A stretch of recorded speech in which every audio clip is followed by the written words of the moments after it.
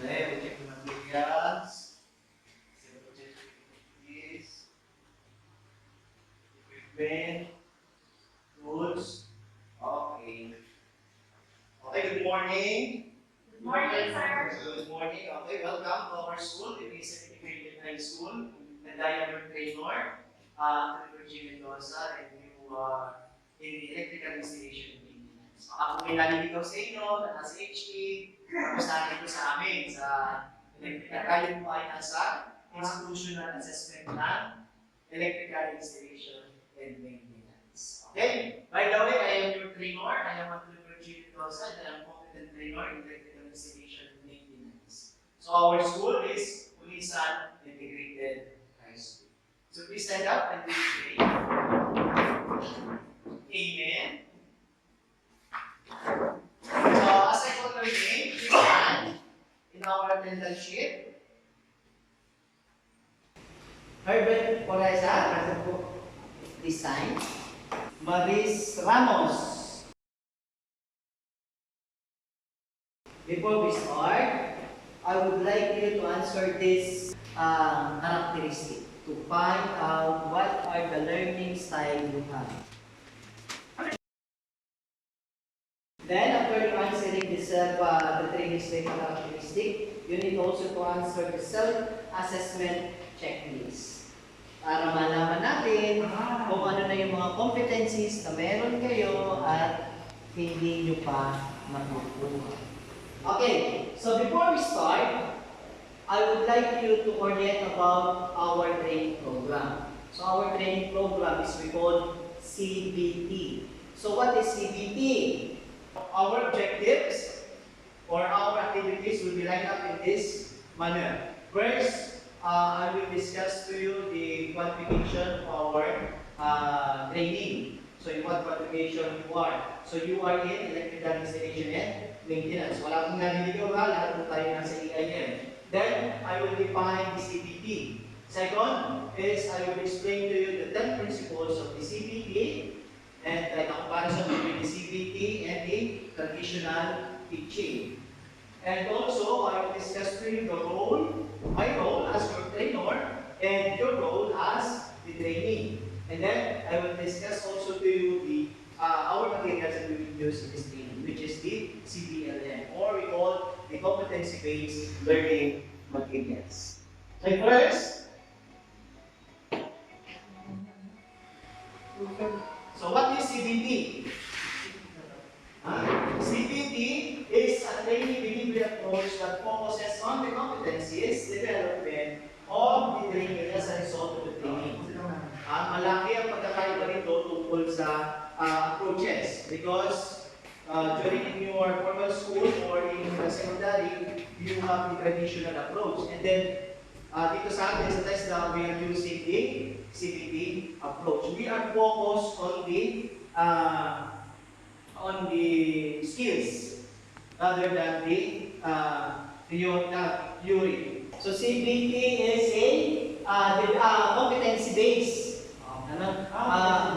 I will give you the competencies that you need to get before you become a qualified or competent in a particular qualification, like in EIM. So this will be the flow of our training. First, you will enter the program. So our program is the CBT. So our training delivery is CBT approach. Okay? So once you enter the program, in your chosen qualification, like the EIM, you need to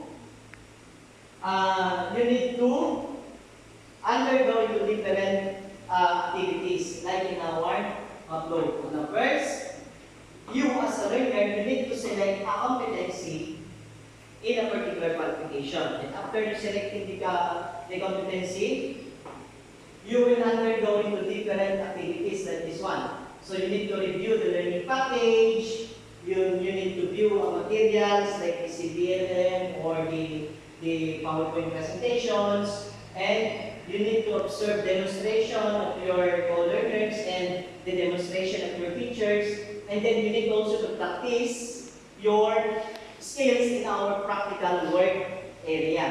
And then you will receive assistance from me as your trainer. And if you have any questions or clarification regarding our qualifications, don't hesitate to ask an assistance from me. Okay?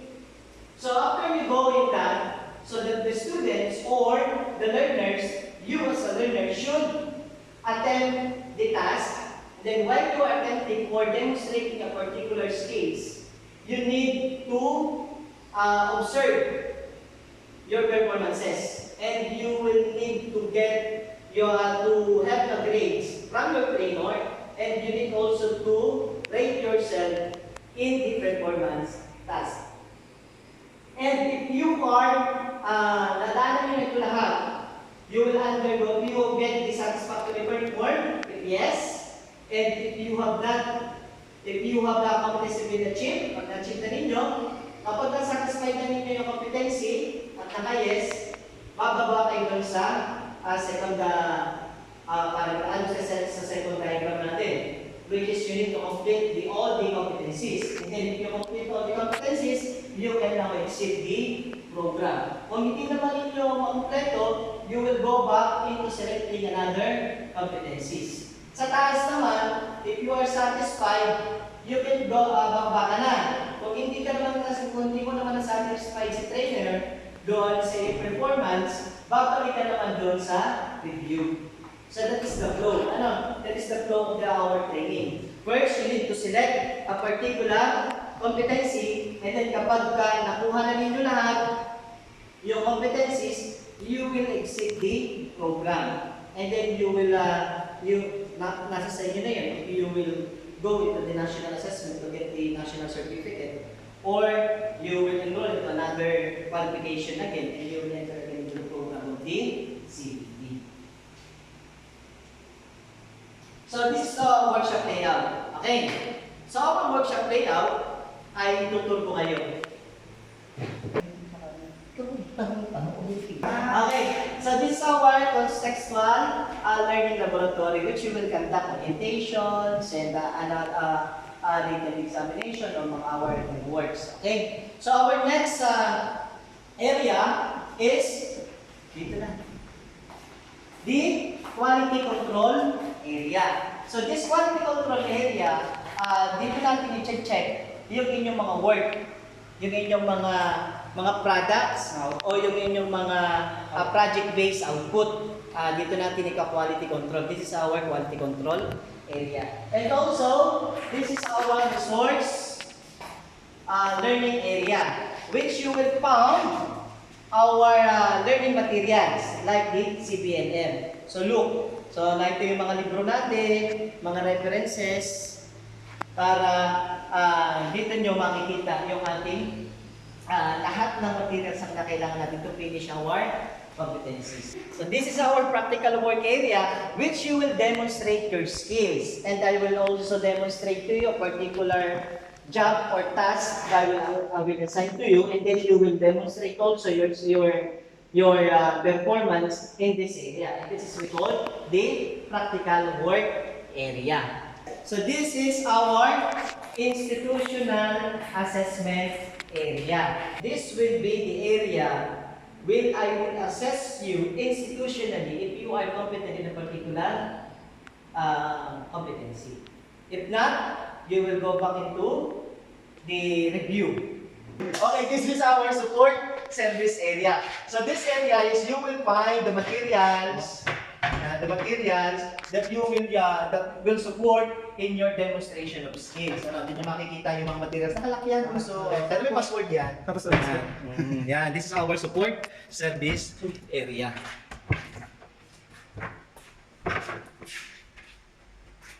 Yan. And this is our trainers resource area, which your records and data, your permanent records, is stored in this area. Also, this area our person should not allow to get inside without my permission. So also, this is, and the last area is our laboratory or our distance learning area. Okay, this is our laboratory or our computer room, and that we will use in our distance learning. You can search into YouTube or the different. So that is CBT or competency-based training work layout. May question na tayo? Yes? At least dito lang ang master sa loob. Okay. Makasabay ka rin sa loob. Yes. You are gaining your skills and you need to be competent inside our institutional training center. Galing mo naman Dito para lang. mabuo ng business. So the principles of the CBT, we have 10 principles of CBT. Okay, the first principle is, these are the 10 principles of CBT. First is, the training is based on the curriculum developed, the competency standards. Okay? So second, the learning is modular structure. The learning is a modular structure, which your learning will be self-based. You will facing your own capability to get the competency. And the training is based on the work that must be performed. Okay, so that is the example of our principles in CBT. You need to demonstrate a particular skills. So my role as a trainer, so I have so many roles in this training, but I will give you an ample example of my role as your trainer. So I need to serve to you as a team member to determine what is to be learned. That's why I give you the self-assessment checklist. I administer the self-assessment checklist to determine the level of your knowledge, underpinning skills para lang po sa kayo umpisahan. Next is, I need to manage learning in this institution. And last is, I need to diagnose and to solve the problems while you are in our training. And if I have a role, you have also a role. Your first role is, you can learn at your own rate within program guidelines.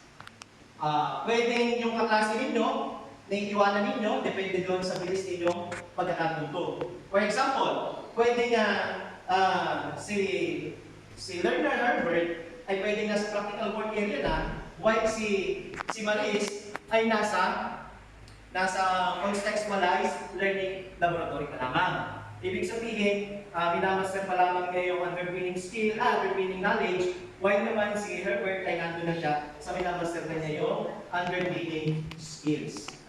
So, your learning is depend upon in your ability to get the competency. And also, you will move really in this workshop or in our training center, provided that you follow our rules and regulation of our institution. Okay, so you are in the electrical installation and maintenance NC2. That is our qualification. Tayo po ay nasa EIM NC2, and electrical installation and maintenance have the three kinds of competencies. First is the basic competencies, which you will earn different types of competency, like getting the communication skills, preparing materials. While the common competencies is you need to familiarize the different materials, tools and equipment, how we use it, and our core competencies. So the first competencies in our core is you need to perform roughing in activities in wiring and cabling for a single distribution of power, lighting, and auxiliary outlets. Our second competency is you need to install protective devices for the distribution of power, lighting, auxiliary lighting protection, and the grounding system. And the last competency in electrical installation and maintenance is to install wiring devices of floor and wall mounted outlets, lighting fixtures or switches, and auxiliary outlets. So I will introduce to you the CBLM. So what is CBLM? So CBLM is a competency-based learning modules. So what is the content, or what are the parts of the CBLM? So the CBLM having these activities or different sheets. So first is you need to read information sheet.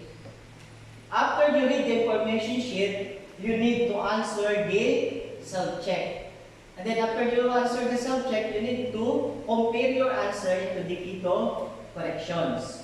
And then the CBLM also have the different job performances or performance skills demonstration that you need to demonstrate a task sheet, job sheet, operation sheet, and your rating will be depend on the self-performance checklist. Don't forget to be safe while we are in the institution because safety is our priority. Safety first before anything else. Ano? So think safe, act safe, and be safe. So our evaluation system, I will evaluate you through written test, demonstration, oral questioning, direct observation, and portfolio.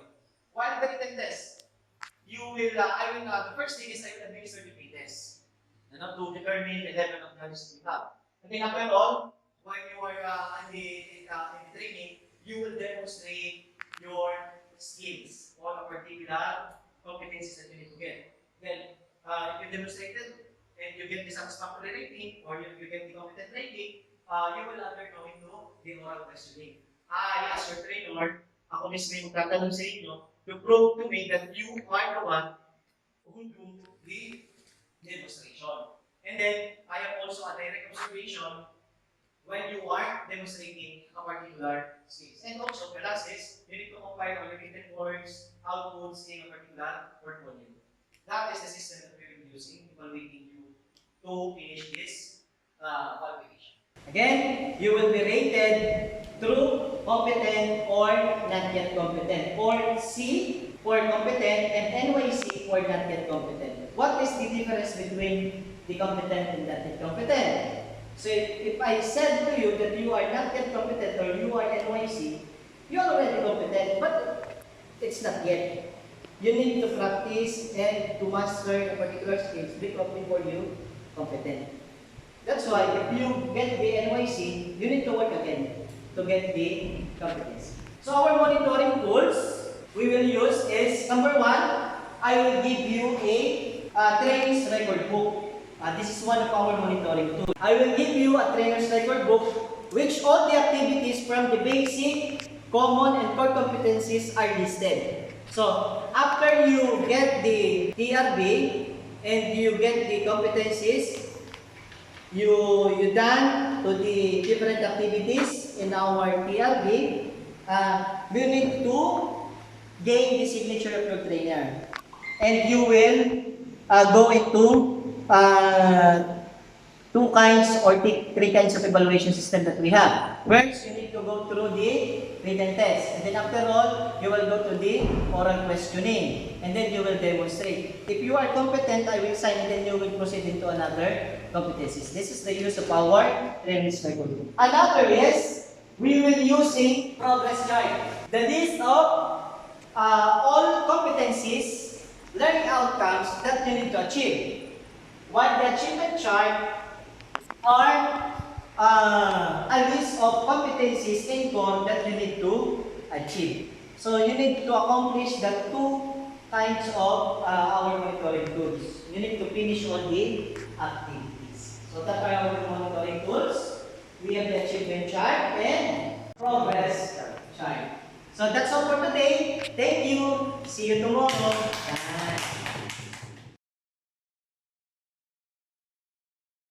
Okay, good morning again, learners. Morning, sir. Okay, welcome to our day 2. Attendance again. If I call you, please sign. Herbert Poresa. Maris Ramos. Okay, please stand up. Let us pray. Amen. Maris, may I see your registration form? Thank you. Okay, you're related at Bachelor of Information Technology. Okay. So, yeah, next course I'm getting. It's my course. So our topic for today is all about electrical, like installing or install electrical protective devices for the distribution of power lighting, physically and lighting protection and grounding system. Okay? So, this is the second competencies in our core competency. Okay, before we start, you need to answer the pre-tests. Okay? I will give you 30 minutes to answer the pre-test. Okay, thank you. Pass your faces. So our objectives in this competency, first is you need to prepare tools and materials and personal protective equipment of installing lighting fixtures.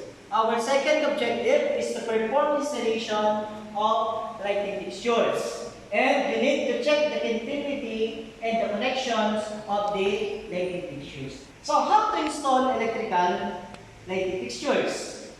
So one of the most simple devices to install and to understand is the lighting fixtures. Installing lighting fixtures requires careful planning and attention in detail.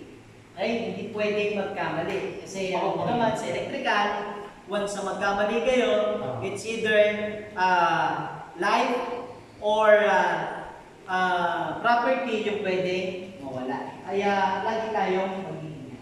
So what are the tools that we need in our installing lighting fixtures? So a set of pliers. So we need also to have our wires, lamp receptacle, and switch. That are the materials that we need to be familiarized in installing lighting fixtures, and we need to prepare. So these are the materials. The first step in installing lighting fixtures is to locate the power source. How to locate? Why we need to locate the power source? In the safety procedure, we need to turn off the power supply before we start installing or a maintenance in a particular establishment. You need also to install the wiring into the wireways. Then you need to cut the wires on the standard length provided or given by the PEC or the Philippine Electrical Code. So you need also to connect the hot wire or the line one to the lamp receptacle and to the switch. And you need to check the continuity of your work using a multi-tester. Okay, so this video will represent how the installation of the lighting fixtures. Okay, good morning. Welcome to Rizal Integrated High School, our institution for electrical installation and maintenance. Today, we will demonstrate how to install electrical lighting fixtures and auxiliary outlets. Our objective is to prepare the necessary materials in installing lighting fixtures. Our second objective is to install the lighting fixtures, and our last objective is to check and our installation if it is correct. Materials needed in installing lighting fixtures: side cutting pliers, long nose pliers, combination pliers, Phillips screwdriver, standard screwdriver, wire size 14, electrical tapes, lamp holder, flash type switch, lamp, and multi-tester. Our PPE is hard hat, gloves. Steps and procedures. First, you need to prepare the electrical materials. Locate the power source before starting the installation. Install the wiring into the wireways.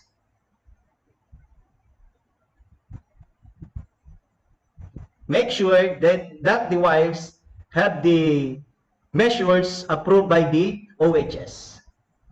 Then cut the wires based on the standard length.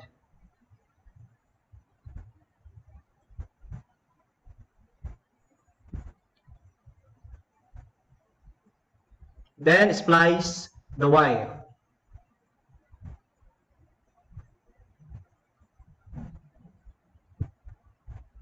After splicing the wire, locate the line 1 to the power source, making sure that the power source is turned off. So we are using pigtail. After connecting the line 1, we'll connect to the switch. And then the travel wire will be connected also into the switch going to the lamp.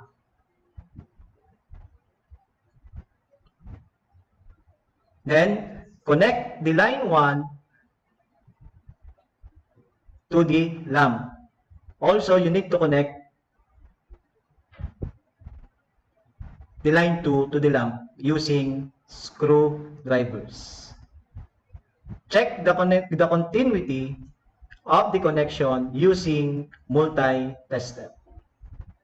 So after checking the continuity, make sure that you will administer the commissioning process because our safety is the most important. Make sure that the connection is correct and having electrical tapes as insulation. Then mount the lamp into the lamp holder or lamp receptacle. Okay, after installing the electrical lighting fixtures, we need to check the connection if it is correct by administering the commissioning process. So the commissioning process is checking if the connection is correct before we test the lighting fixtures. Then after administering the commissioning process, we need to turn on the the power source and click the switch or turn on the switch to check if the circuit is correct. Okay, in this case, our connection is correct. Thank you and good luck. Okay, based on the self-assessment checklist or the assessment guide that you filled up, so Sir Herbert Reza, you will go into the practical work area. Okay, si Herbert is into the practical work area. While Ma'am Maris, you will go into the computer laboratory for the written examination.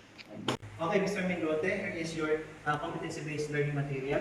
You will read the accomplishment of task in our CBLM in our Learning Resource Center. Okay, after you did the activities in the CBLM, you will go back into my area in our service area and notify if you finish the activity in the CBLM. Okay, Herbert, you need to demonstrate how to install the lighting fixtures. Before you install the lighting fixtures, you need to prepare the materials and you need to demonstrate how to install the switch, the lamp receptacle, and the protective devices. Okay, go. Here's my protective device, PPE, the shoes, and all that. This is my material, the screws. So based on the result in our evaluation, Herbert Moresa finished the task. So I will rate his name in our progress chart as competent. Okay, Herbert Moresa, you got the competent rating. And Maris, Yes. Valerie, you also got the competent rating. Thank you, sir. And okay, so very good. In the practical work area, you do good and your installation is correct. So before we go into the last work, I need to ask some questions to you. Okay. So why the safety is important while performing the task? Because person. Okay, thank you, Mr. Puresa. Upon checking your examination, so your score is 48 out of 50. Congratulations. Then, so before we end this training, you will receive the certificate of completion, achievement. Congratulations. Then, please answer the evaluation form power, evaluation form power training. Okay, you will go because. Okay, Maris, Yes, sir. based on your self-assessment guide and the examination, you will now go into our computer laboratory to take the computer test. Okay, congratulations, please. You did great. Your score is 35 over 35. You got the perfect score in our. Congratulations, ladies and gentlemen. You did great in our training, and I hope that all of you are competent in our qualification.